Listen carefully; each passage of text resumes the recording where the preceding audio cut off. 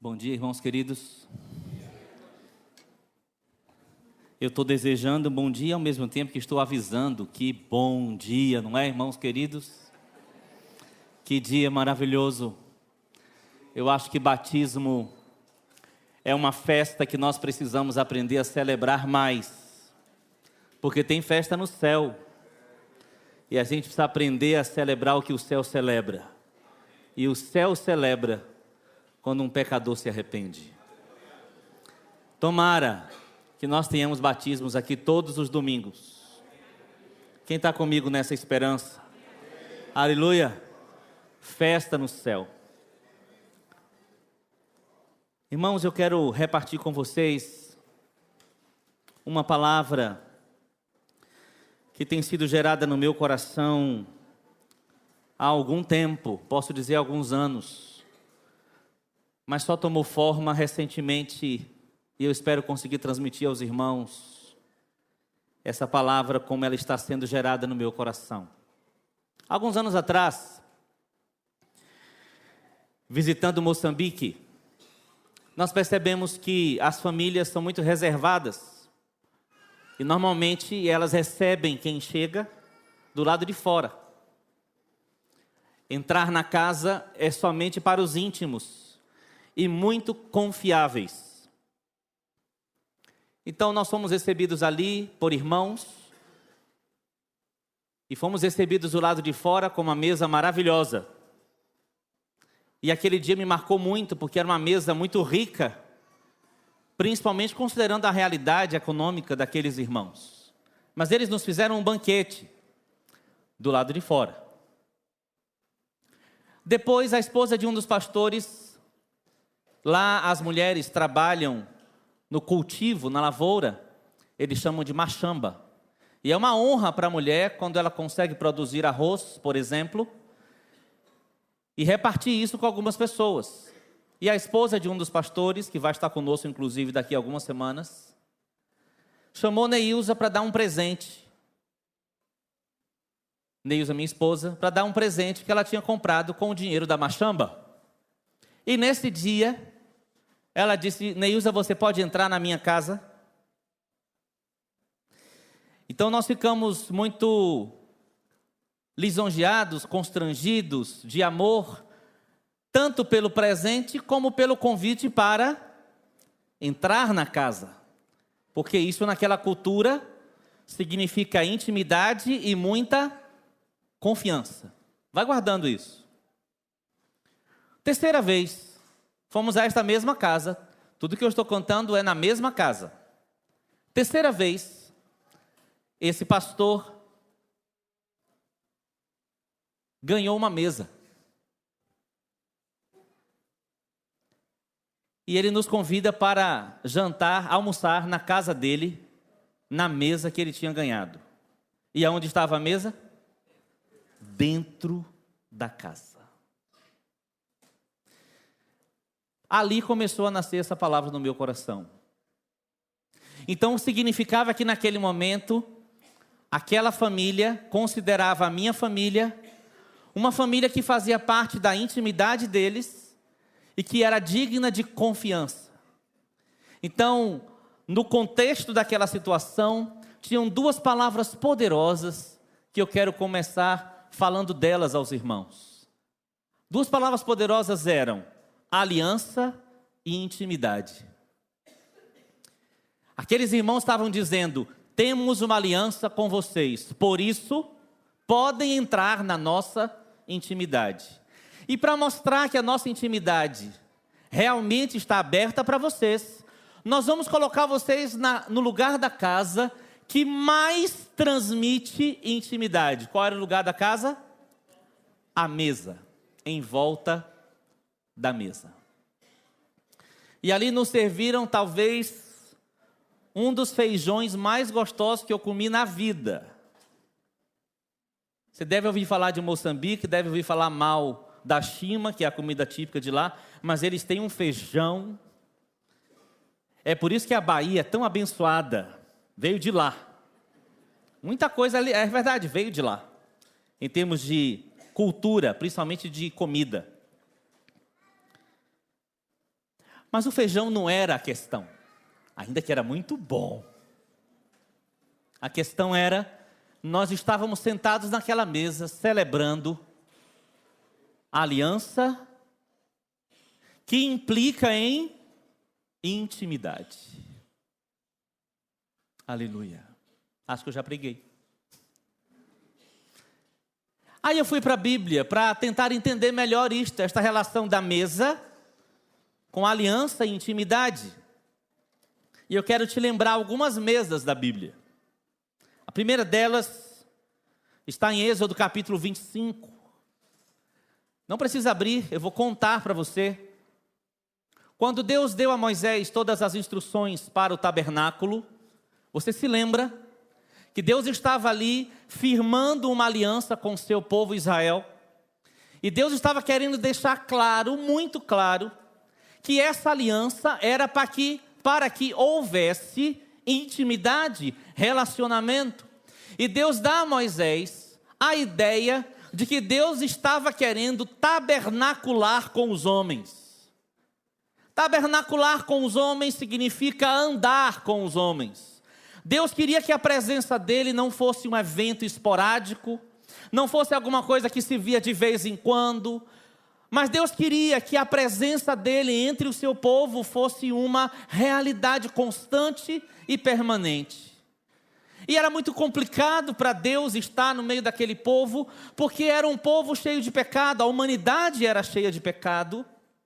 E Deus dá a sua lei, Deus dá os seus mandamentos, Deus fala quais são os parâmetros da aliança.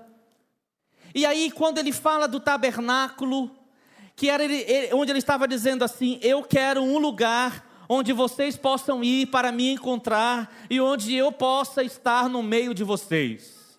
Ali era muito simbólico, mas já era grandioso para aquele momento da história. A gente sabe que hoje Deus não precisa mais de um lugar físico, porque Jesus preparou uma casa para Deus e essa casa somos nós.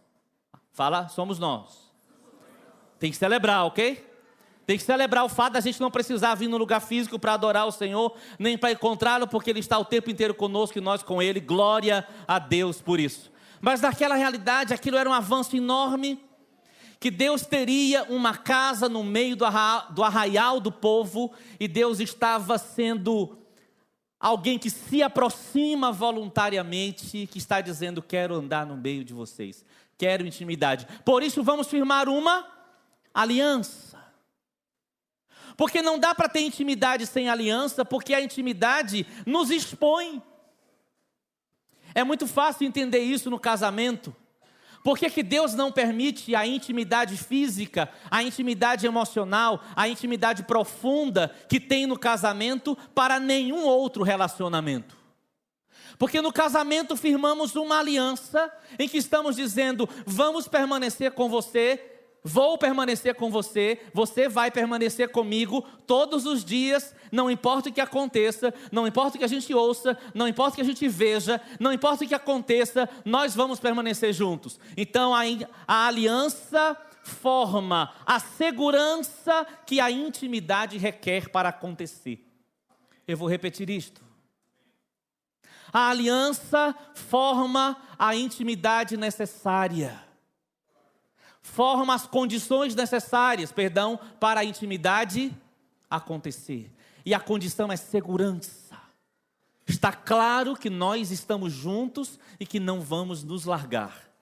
Mas eu quero te lembrar, no capítulo anterior, no capítulo 24 de Êxodo, quando Deus firma essa aliança, Deus convida Moisés, Deus convida Arão, Deus convida os 70 anciãos de Israel, e pasmem, Deus faz uma refeição com eles. Então essa história de mesa, intimidade e aliança está na Bíblia. Eu não sei como foi aquela refeição, não sei a ordem que as coisas aconteceram exatamente, mas o que me chama a atenção é: estamos firmando uma aliança, vamos ter intimidade, opa, vamos comer junto. E a coisa mais fantástica daquela mesa, daquela refeição, daquela comunhão, é que diz o texto que eles viram a Deus. Uau!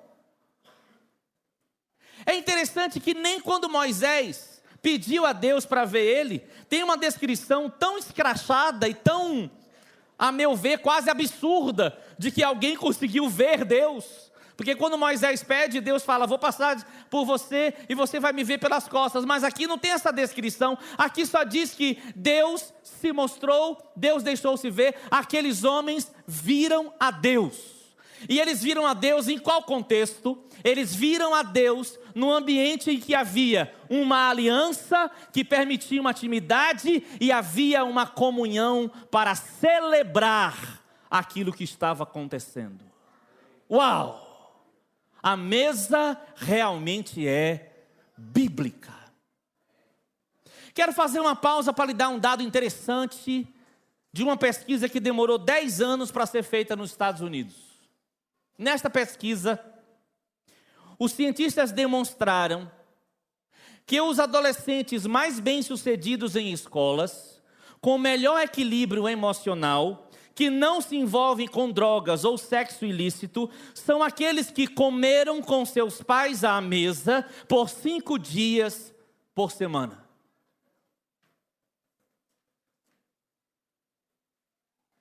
Alguém entendeu essa pesquisa? Vou falar de novo. Vou mudar a forma de falar. Ô nego, que é um jeito baiano, carinhoso de falar.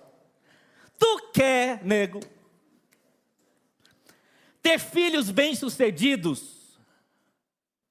Você quer que seus filhos tenham equilíbrio emocional? Você quer que seus filhos jamais se envolvam com drogas ou com sexo ilícito? Então tem um segredo que a pesquisa aponta, mas estava na Bíblia. Mantenha seus filhos ao redor da mesa.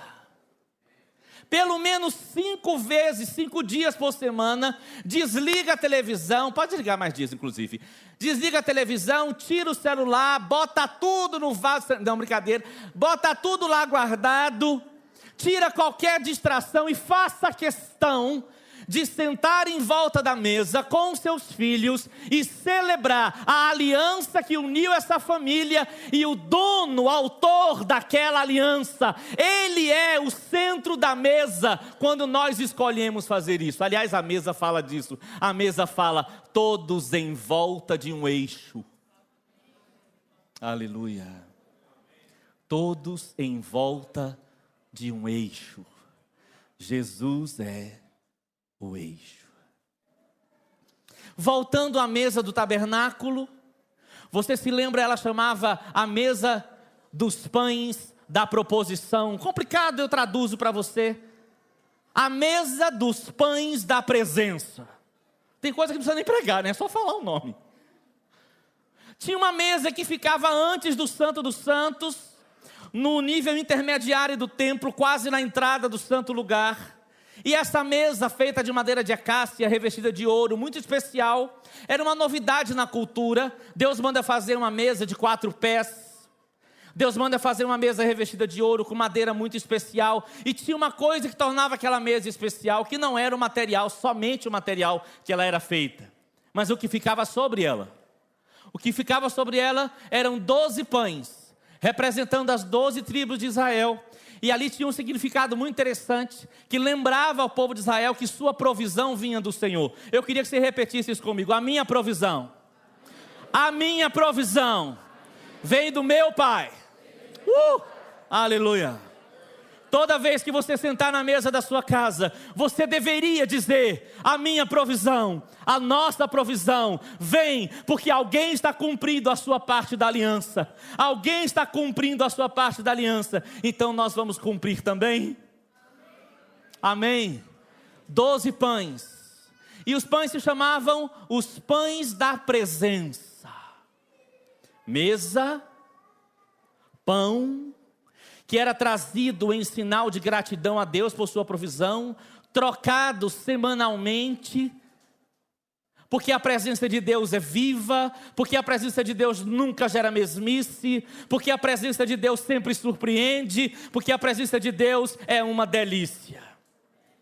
Os pães estavam ali sendo trocados, e os pães se chamavam os pães da presença. que ficavam sobre uma mesa, que anunciava: você está chegando no nível mais íntimo, aleluia, da presença de Deus. Então, do que fala esta mesa para mim? Esta mesa, de um ponto de vista muito simples e natural,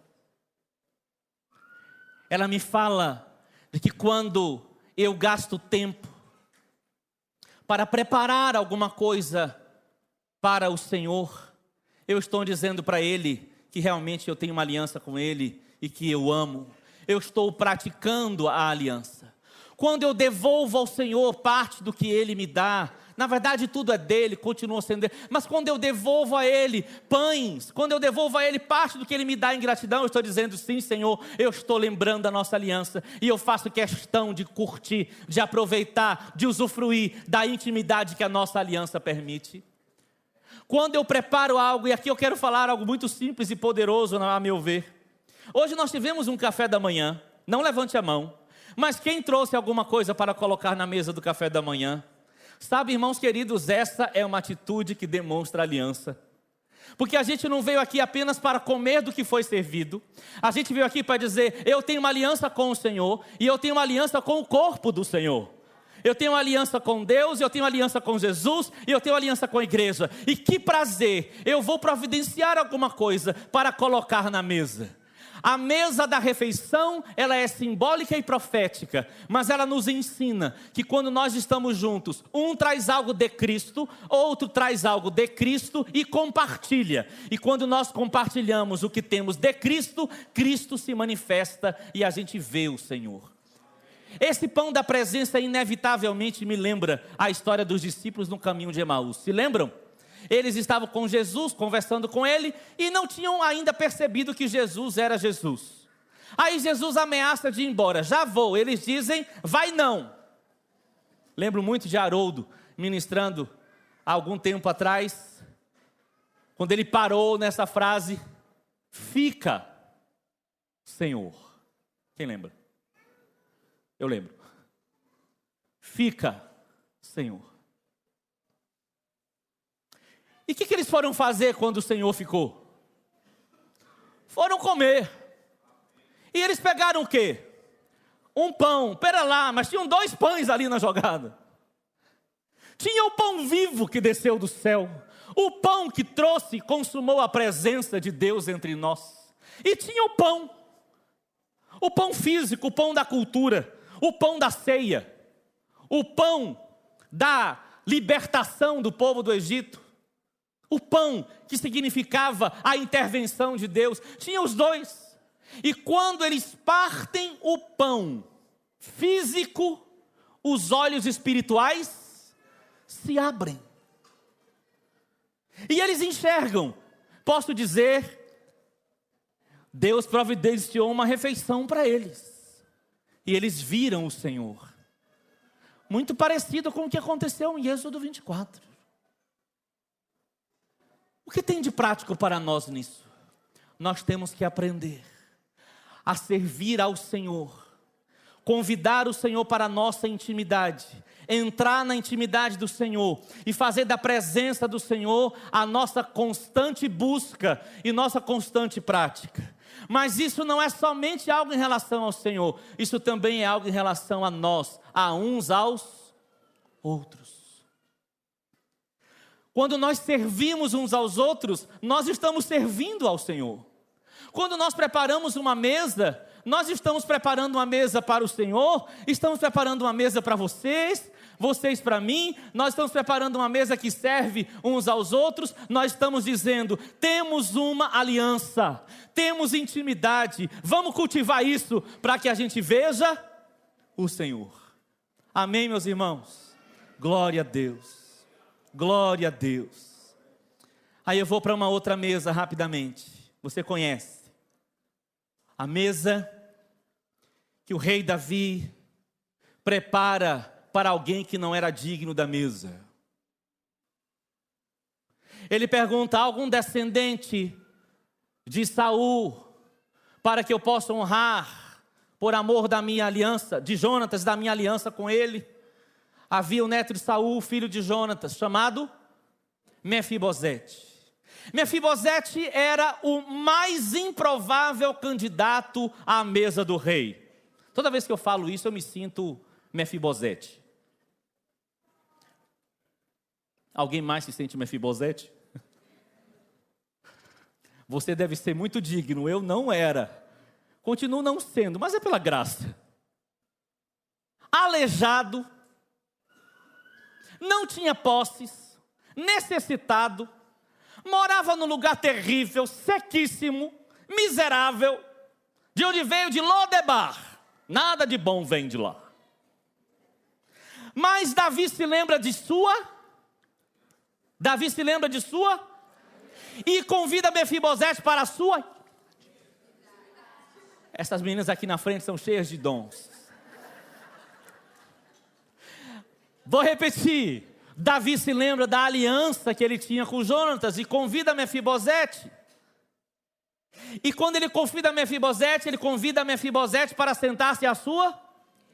Isso significava que ele estava dizendo: Mefibosete, por causa da aliança que eu fiz com seu pai, você tem direito à intimidade da minha mesa. Irmãos, eu não posso ouvir isso e não pensar que Jesus fez isso entre ele e o pai. E ele disse: vem, Tony, senta na mesa. E eu disse: mas eu sou pobre, necessitado, cego e nu, aleijado das duas pernas, 2 braços, cego, surdo e tudo.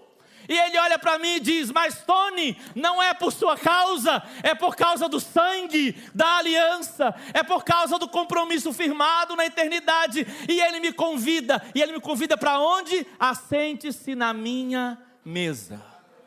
Veja, lá no tabernáculo, ele é o pão da proposição que Deus me serve para eu usufruir da presença. Aqui na mesa de Davi, ele é o rei que me convida para a mesa e me dá pela graça o privilégio de sentar nela.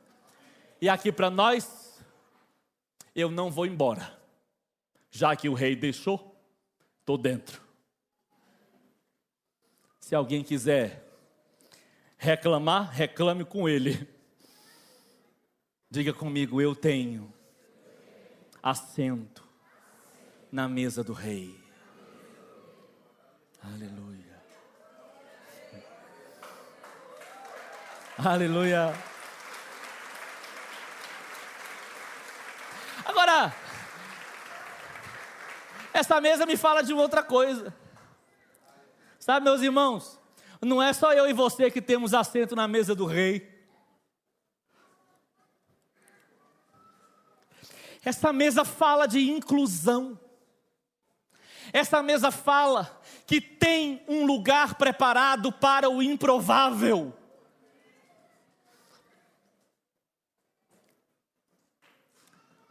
Você entendeu o que eu falei? Tem um lugar preparado para o improvável. Tem alguém aí fora que a gente considera aleijado, pobre, indigno, e que o rei considera: há um lugar para ele na minha mesa. Eu quero buscar essas pessoas. Nós vamos buscar essas pessoas. Eu não sei se tem alguém aqui que se sinta improvável. Você pode dizer assim: não, por causa de tudo que eu já fiz na minha vida, eu não posso estar na presença de Deus. Eu quero te avisar em nome dele que tem um lugar para o improvável na mesa do rei. Vamos proclamar isso, irmãos. Vamos pregar esse evangelho. O nosso Deus veio até nós e Ele nos chama. Mas Ele não chama somente a nós, Ele chama também aquele outro, aquela outra, ao vizinho, a vizinha, ao colega de trabalho. Ele nos chama e nós podemos servir uma mesa lá em casa, na sua casa, na minha casa, e fazer com que essas pessoas percebam que tem lugar na mesa do rei para elas se sentarem. A última mesa é a que vamos celebrar agora. Aí o rei, aleluia, o pão da presença, o rei que convida, se fez carne. E ele é rei e é pão. Aí ele convida os seus discípulos para sentarem à mesa. Por causa do quê? E ele avisa: isso aqui tem a ver com uma aliança.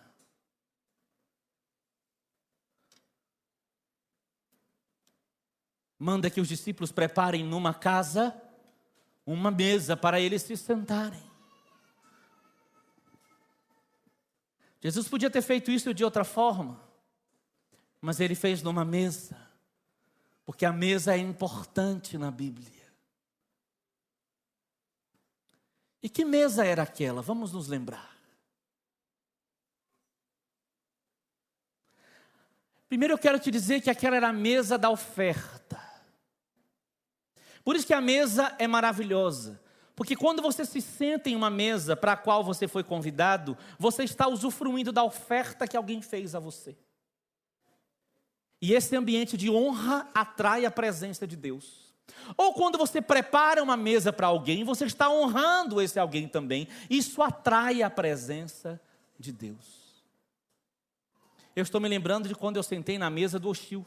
Você se lembra, Oshio? Gente, que delícia, aquela coisa chinesa, japonesa, oriental, sei lá o que era aquilo. Aquele bolinho assim, fechado, como é que é o nome? Hã? Pergunta para ele que ele te diz. Mas uma delícia. Só que o Oshio era recém-chegado na congregação, então aquela coisa lá que ele serviu maravilhosa, era só um pretexto, mas nós estávamos todos sentados, olhando um para a cara do outro, vendo uns aos outros, intimidade, conversa, tem que conversar, vai demorar de comer, e a comida é gostosa, tem prazer nesse negócio de comunhão. A mesa é uma ideia fantástica, tudo é bom na mesa. E aí Jesus está dizendo para eles: isso é o meu corpo que é dado por vós quando pega o pão, isso é meu sangue que é derramado por vós quando pega o vinho. Ele está dizendo: isso aqui é o que eu ofereço para você. Aí eu preciso te dizer, esta mesa fala de que o nosso Deus, Ele prepara uma mesa para nós. Você se lembra do Salmo 23? Diga: preparas. Uma coisa é eu preparar uma mesa para você, ou você preparar para mim, mas vamos tomar aqui o padrão. A inspiração é: Ele prepara uma mesa perante mim.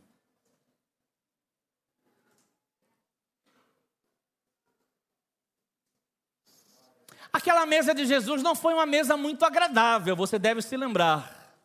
Talvez você fique achando estranho que se sente na mesa, situação e pessoas como aquelas. Porque ali havia um que ia negá-lo, que ia dizer que não tinha conhecido ele, que não era um dos dele. Tinha um que iria traí-lo por um preço de moedas, que absurdo. E ele se senta com todos na mesa. Ele ofertou para todos. Ele ofertou para o que recebe e ele ofertou para o que rejeita. Porque a natureza do meu Deus é oferta, é doação, é amor. Ele se dá. Essa é a natureza do nosso Deus. Então, qual é a nossa natureza se nós somos criados à imagem e semelhança dele?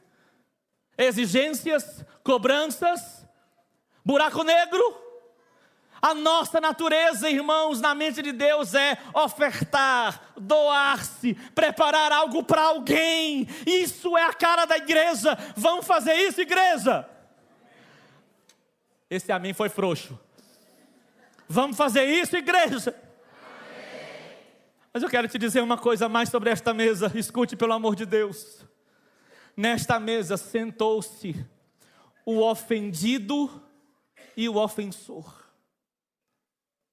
E os dois comeram do mesmo pão.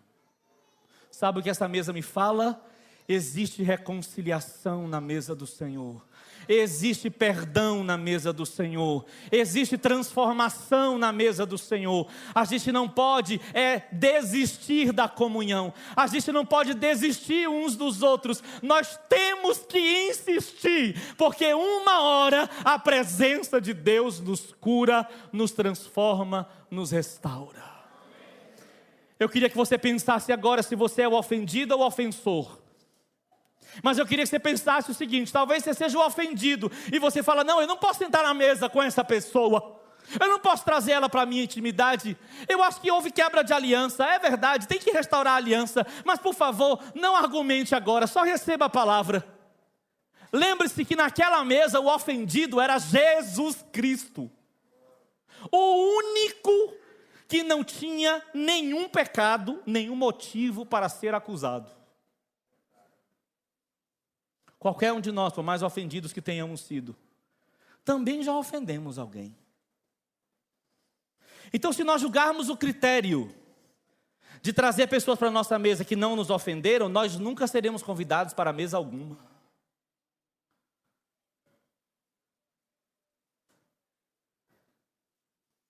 Torne a aliança que Cristo fez a razão para insistir. Não procure motivos nas pessoas, porque nós já temos motivo suficiente nele. Ele já nos deu motivo suficiente para insistirmos em nossa comunhão. Mas parece que não deu muito certo até ali com Pedro. E aí eu vou terminar contando essa história que é maravilhosa. Aí Jesus prepara uma mesa onde não tinha mesa. Você lembra? Depois de ressurreto, Jesus volta e encontra os discípulos. Está lá Pedro e João no barco. Aí Jesus faz uma mesa sem mesa. Lá na praia, pão e peixe. Pedro sabia daquela cena. Pão e peixe lembrava a multiplicação que Pedro tinha visto ele fazer. Pão e peixe lembrava pescaria, de onde Jesus o tinha chamado para o ministério. E lá estava Pedro, o ofensor, diante do ofendido. E quem fez a mesa, o ofendido ou o ofensor? Responde, quem fez a mesa na praia? O ofendido. Mas quem devia ter feito? Isso acaba com o nosso senso de direito, né? Aí o ofendido fez a mesa.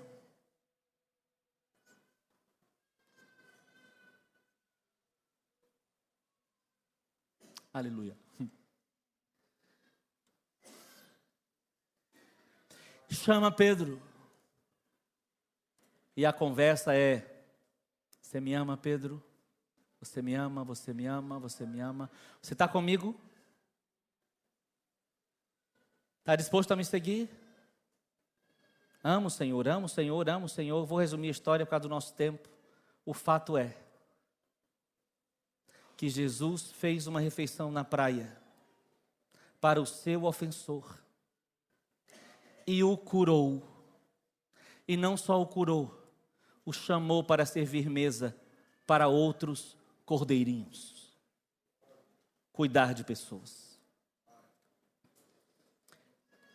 A mesa do Senhor está posta diante de nós para nos lembrar quem nós somos, o que é que nos une, uma aliança eterna, e para que Ele nos uniu, para sermos íntimos, vivermos em profunda comunhão. Desculpa, eu vou contar mais 2 historinhas em 2 minutos. Eu já contei uma parte dessa, alguns conhecem, contei essa algumas vezes, mas os irmãos do presbitério pediram para eu contar de novo. Você conhece a história do sorvete de ameixa? Vou contar de novo, faz de conta que você nunca ouviu. Fica surpreso quando eu terminar a história. Isso. Eu desci em Salvador para ministrar numa igreja, ficava a 5 horas de viagem. E o pastor me perguntou: Tony, o que é que você tem saudade da Bahia? Eu falei isso. E o sorvete de ameixa que eu tomava com minha mãe. Cheguei lá, a reunião era 7h30. Eu cheguei 7 horas na casa dele, fomos comer alguma coisa. Mais ou menos assim, os horários podem não ser exatos, tá bom? Mas aí quando termino de comer, a dona da casa vem: Tony, uma irmã teve aqui e deixou esse sorvete de ameixa para você. Irmãos, eu quase fiquei em estado de choque.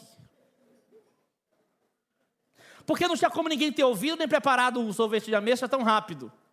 Aí quando eu perguntei: mas por que ela trouxe o sorvete de ameixa? Ela disse assim: essa irmã é proibida pelo marido de frequentar as reuniões da igreja. Mas ela ama tanto a igreja que ela descobriu um jeito de servir a igreja. Qual era o jeito que ela descobriu de servir a igreja? Ela ora, pergunta ao Senhor quem que ela deve servir e o que essa pessoa gosta de comer. E ela sai nas casas, na cidade, entregando aquilo para a pessoa, dizendo: Jesus mandou trazer para você.